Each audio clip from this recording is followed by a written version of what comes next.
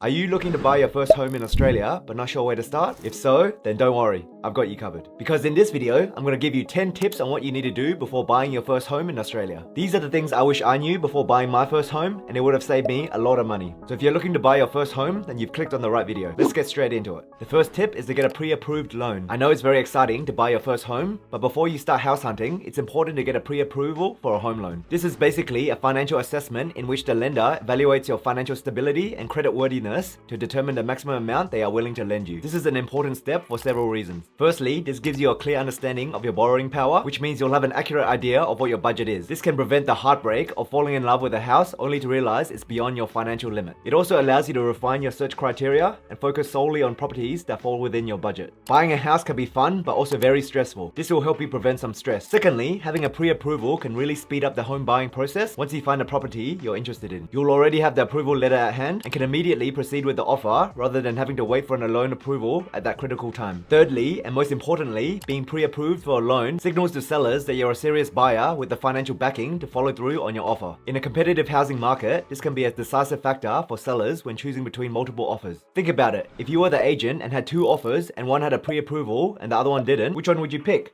Of course, you're likely to lean towards the buyer that has the financial backing and can ensure a smooth, speedy transaction. The next tip is to get a mortgage broker that will help you get a loan for your first house. A mortgage broker is a licensed professional who acts as a middleman between you and the lender. So to get that pre-approval that we talked about in the previous tip, you can either talk to the bank yourself or go through a mortgage broker.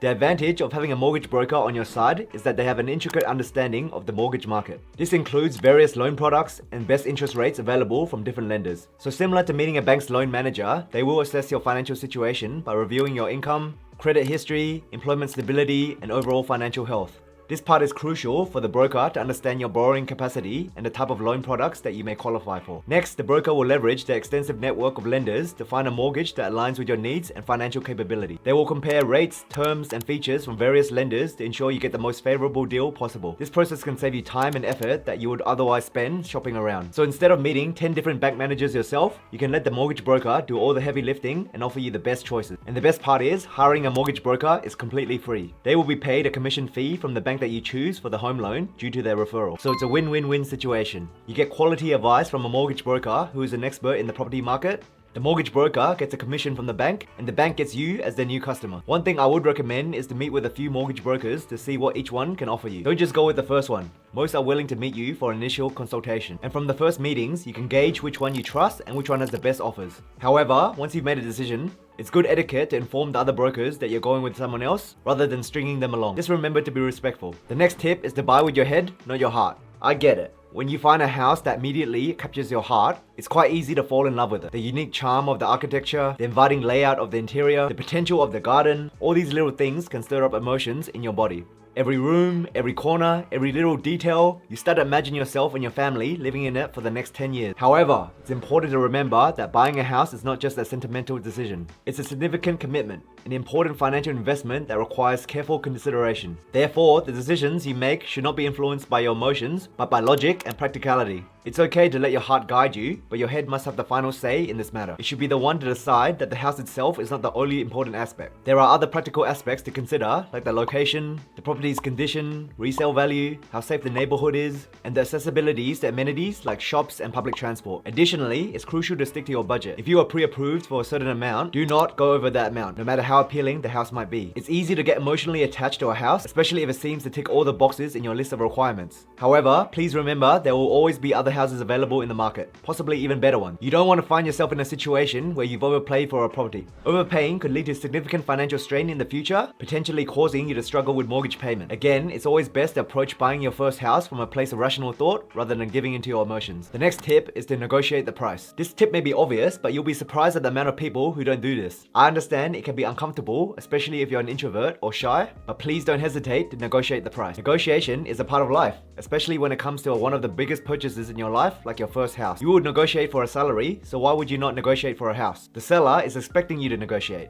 Forget all the other tips in this video for a second. Negotiating a lower price on your first house could be the most significant money-saving tip of all. You can start by conducting an in-depth analysis of the property market. Hop on the internet, speak to some real estate agents, attend house openings. You need to understand the current trends, pricing, and overall demand in the area where the property is located. You should also gather information about recent sales of comparable properties in the same neighborhood. This will give you a realistic picture of the property's true value and will serve as a solid foundation for your negotiation. When entering into price negotiations, it's important to remain realistic in your expectations. Making a low-ball offer that is significantly below the market value could potentially insult the seller and lead to the breakdown of negotiation. Therefore, it's crucial to strike a balance between getting a good deal and offering a fair price that respects the seller's expectation. And please remember to maintain a professional and respectful attitude throughout the negotiation process. No one wants to deal with a rude, annoying person. I mean, who wants to deal with a rude, disrespectful person? Nobody does. Negotiations can sometimes become intense or emotional, but it's important to always keep your cool and be respectful. The seller is more likely to want to deal with someone like this over the opposite. If it came down to you and the other person, you will get the advantage. I also want to point out that while price is an important factor during negotiations, it's not the only one. Consider other aspects such as the terms of the sale, closing date, and any contingencies. Sometimes, being flexible on these points can make your offer more attractive, even if you're not offering the highest price. For example, if you have a pre-approval but offered a lower amount compared to someone who doesn't have a pre-approval but offered a higher amount, the seller may take your lower offer if they are in a rush to sell or keen to close the deal fast. After all, a bird in the hand is worth twice in the bush. So do not shy away from negotiating the price when buying your first property. Be prepared, be respectful, and be willing to compromise where necessary. This will increase your chances of securing and saving money on your first home. The next tip is to check out the neighborhood. They say the first rule of buying a property is location, location, location. However, even if the suburb already has a good reputation, and especially if it has a bad reputation, you want to do your own due diligence. After all, you're going to be the one living in this home, so you want to thoroughly investigate the neighborhood where your potential new home is located. Remember, you are not just buying a home, but also becoming part of the community. Therefore, it is essential to ensure that the neighborhood is safe and suitable for your lifestyle. If you have young kids, then it's even more important. It is not enough to just like the house, you should also feel comfortable and secure in its surroundings. While everything can look peaceful and inviting during a Tuesday morning stroll, the true character of a neighborhood can often be observed during the evenings and weekends when everyone is home. Therefore, I would highly recommend making a visit to the house on a Saturday night. Take the time to witness the atmosphere, observe the dynamics among the residents, and assess the noise levels. This will provide you with a more realistic picture of what living there might be like. It's also crucial to investigate any potential sources of noise in the vicinity of the house, such as whether you're in the flight path of a nearby airport or in close proximity to a popular hangout spot that could generate a lot of noise. Regular and excessive noise can impact your quality of life, so it's important to understand the noise levels in the area before making a commitment. The next tip is to research relevant government grants and schemes that you can apply for. As someone looking to purchase their first home, you're probably already on a tight budget, so it's important to take advantage of every avenue of financial support available. The Australian government offer various grants and schemes designed to assist first home buyers. The first and most popular one is the First Home Owner Grant, which is a one-off financial grant aimed at offsetting the cost of purchasing your first home. You can go to this website that I've linked down below, and depending on the state and territory you live in, you'll get a cash boost from the government. So since I'm from Perth, I would pick Western Australia if I was applying for the grant. So currently, they are giving a $10,000 grant to all eligible first home buyers in Australia. Please note, this does have to be a home you're going to be living in and not an investment property. To see if you qualify, you can take this test. So I would encourage you to go through this website, pick the state or territory you're from, and see how much you qualify for. Then you have the first home guarantee that allows eligible first home buyers to purchase a home with a significantly lower deposit than otherwise would be required. This guarantee enables an eligible home buyer to buy a home with as little as 5% deposit without paying lender's mortgage insurance. Normally, you need at least a 20% deposit to avoid paying the lender's mortgage insurance. With this grant, the government may guarantee the remaining 50% if you qualify.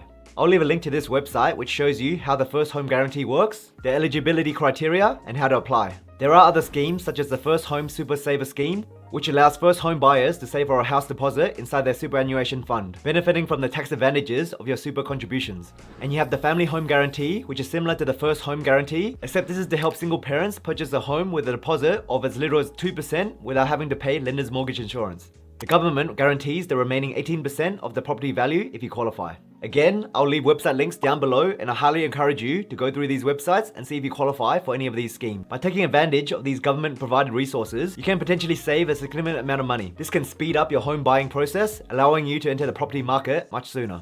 The next tip is to understand the different home loan options out there. Make sure you shop around and compare home loan options from different lenders to find out the one that best suits your needs. A good mortgage broker will help you with this. You should consider factors like interest rates, minimum deposits, fees, and features such as offset accounts and redraw facilities. Make sure you know the market home loan rate and what all the banks are offering. Don't just accept a higher one if you know there are better options out there. Even a 0.1% difference can compound and result in significant long-term savings. Understand the difference between a fixed interest loan and a variable interest loan. Run some hypothetical scenarios to determine which type of loan fits your budget. For example, a fixed loan allows for easier budgeting as the repayment remains the same each month. However, you may end up paying more interest during the life of the loan for the added certainty. A variable loan can be good when interest rates are low, but can disrupt your budget if interest rates rise too high. So you're kind of taking a gamble by going with a variable loan. It usually has a lower interest rate than a fixed loan at the time, but that's not guaranteed to continue in the future. So you're at the mercy of the RBA determining the new rates in the future. In Australia, the minimum deposit required is typically 20% of your property's total value. So if you want to buy a house for $500,000, you'll need to have a $1,000 deposit saved up. If you have less than 20%, you may still be approved, but you may need to pay the lender's mortgage insurance. This is the type of insurance the lender takes to cover the risk of you, the borrower, defaulting on the loan. However, if this is your first home, then a 20% deposit is not always necessary, thanks to various government grants and schemes that are designed to assist first home buyers. I'll talk more about these schemes later in the video. You may need to pay a package fee to get access to offset accounts or redraw facilities. An offset account can be useful if you have a variable loan. You can deposit any excess money you have into this account, which reduces the interest you owe on the loan. So make sure you understand how these accounts work and how to use them effectively. The next tip is to start looking early. You don't need to do all these things on this list before looking for your first house. Well, maybe except getting a pre-approval, which will save you some time. The journey to buying your first home is usually a long one that requires a lot of time and energy. It usually begins with browsing through some property listings online. However, it's extremely rare that you'll find your first home in these initial searches. It's even less likely that the first home you view online will be the one you end up buying. This process is often more complex and time-consuming, involving several steps and stages. Starting early allows you to explore different neighborhoods, compare prices across various properties, understand what you can get within your budget, and most importantly, identify what you truly want from your first house. Perhaps you discover that you only need 3 bedrooms instead of 5, or you're not a fan of having a pool, or having a bigger backyard is a must for you. Starting early gives you enough time to view a ton of properties, both online and in person. So go attend open homes and even real estate auctions. This is a great way to familiarize yourself with the industry, understand the common lingo used, and learn how the process of buying a piece of real estate actually works. Through direct exposure, you'll start understanding the market trends, buying behaviors, and other factors that influence property prices. This extra knowledge can potentially help you down the track, especially in a competitive market. Remember, buying your first home is a significant commitment and possibly one of the biggest investments you'll make in your life. So please give it the time it deserves. Begin your search early, take time to explore different options, and make an informed and well thought out decision. The next tip is to get a property inspection. Make sure you arrange a property inspection before putting in an offer. A comprehensive property inspection done by a professional can identify any potential issues with the property that might not be obvious to the untrained eye. This could include structural problems, hidden damage, or potential safety hazards. It's not just about the aesthetics or the functionality of the house. The inspector will check the foundation, plumbing, electrical systems, heating and cooling systems, walls, floors, ceilings, and the roof. This will hopefully prevent any unexpected surprises further down the line. Discovering major issues after the sale can lead to stress and unexpected costs. At this stage, you probably already used the majority of your money, and you don't want to be scrambling around looking for extra cash during this delicate time. It's better to know the situation up front for better planning and budgeting. Imagine you bought your first home, only to discover later that termites have damaged part of the structure, or that the roof has multiple leaks and needs to be replaced. What a stressful situation to be in, right? The inspector's job is to provide you with an objective analysis of the property's condition. The final report they provide will detail any findings, including the nature of any problems, the severity, and the estimated cost to repair. This can be invaluable information when you're on the verge of making such a significant investment. In addition, understanding a property's condition can aid in price negotiation. If significantly costly repairs are needed, you can negotiate a lower price or require the seller to make these repairs. This protects you against overpaying or buying property needing more work than expected. Even if the inspection reveals issues, it doesn't mean you should abandon the property. All homes have wear and tear, and since this is your first home, you won't expect it to be immaculate. So the inspection results can guide you for future maintenance. However, please don't be a pushover. If the seller won't address major issues, then it's probably a red flag and you should look elsewhere. An inspection report can cost anywhere from a few $100s to $1,000. However, it is money well spent because it can save thousands in the future. Just think of it as an insurance policy. So please do not skimp out on this part. Also, make sure you get a third-party inspector and not one that is recommended by the real estate agent selling the house. This way, you know there will be no conflict of interest and the report will remain impartial. The next tip is the budget for additional costs. When planning to buy your first home, it's important not only to account for the actual purchase price, but also the additional costs that are often overlooked. I'll quickly go through a few popular ones. Stamp duty. This is a state government tax calculated based on the purchase price of the property. Rates vary between states and territories, and concessions may be available for first home buyers. Make sure you research how much it will cost you in your state or territory. Lender's mortgage insurance. If your deposit is less than 20% of the property value, you may need to pay lender's mortgage insurance. As discussed previously, you may qualify to have a lower deposit percentage if you are buying your first home. Make sure you read all the grants and ensure you qualify. Links in the description. Legal and conveyancing fees.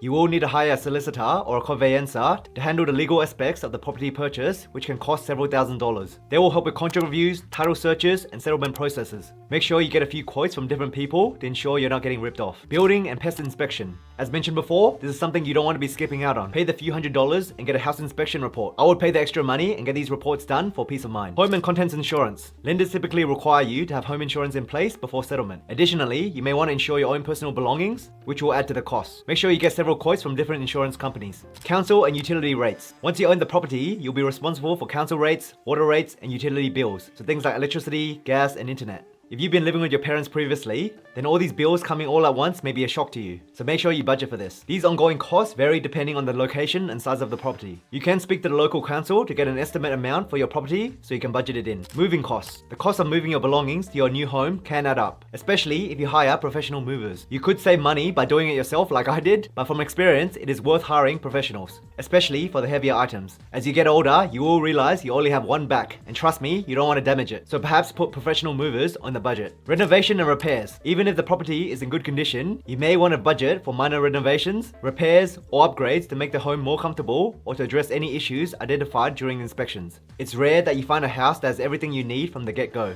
Furniture and appliances. If you're moving into your first home, you may need to purchase furniture and appliances, which can be a significant expense depending on your needs and preferences. So definitely budget for this. Consider taking advantage of sales like Black Friday and Boxing Day to purchase most of your large items. Alternatively, you can look for second-hand items on Facebook Marketplace, or perhaps your family and friends may have spare furniture they're willing to give to you. These additional costs may seem minor at first glance, but as you can see, they can quickly add up and significantly impact your overall budget. Therefore, it's crucial to carefully consider and plan for these expenses to ensure your financial stability after you buy your first home. So if you're about to embark on this journey, I wish you all the very best on your house hunting journey, and I hope these tips will help you out. By the way, if you're enjoying this video or found it useful, comment the word brick down below so I know who you are. And if you're new around here, what are you waiting for, mate? Subscribe to the channel and join this wonderful community. Also, please consider signing up to my free email newsletter called Aussie Money Club, where once a week I'll send you some money tips, important news in the market, and any cool life updates from me. And if you're interested to learn how to invest in other asset classes like stocks, then check out this video on screen where I'll show you how to invest in the Australian stock market for beginners. And as always, thank you for watching. I appreciate you, and I'll see you in the next video.